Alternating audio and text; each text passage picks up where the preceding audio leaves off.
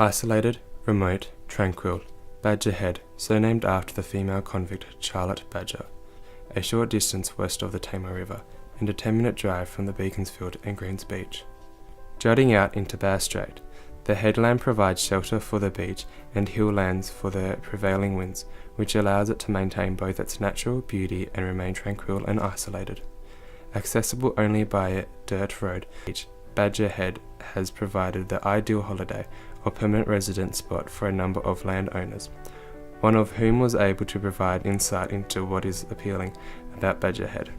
When I was young, Badger Head was a great picnic spot, and a friend and I came down here to have a look at it, to just see what it was like in about over 20 years ago.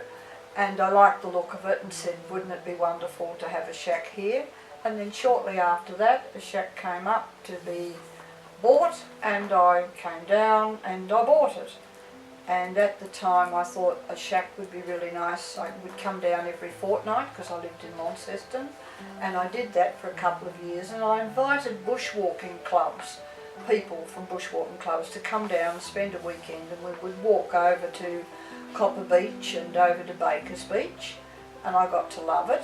And then a few years later, as I started to come a little less when I moved off to Campbelltown, I started to see what a great place it was to have the grandchildren here. So over the years we come down and we spend some time on the beach.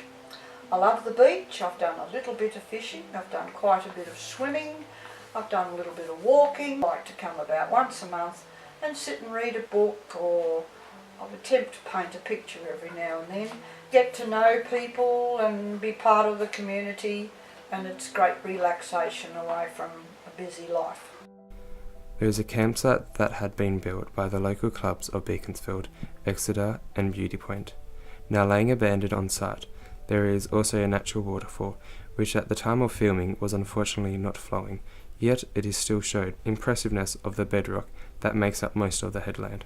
I've been here 22 years, but there are some people here who have been here for 60 years because they used to come here as a child, and the shack's gone down through the generations.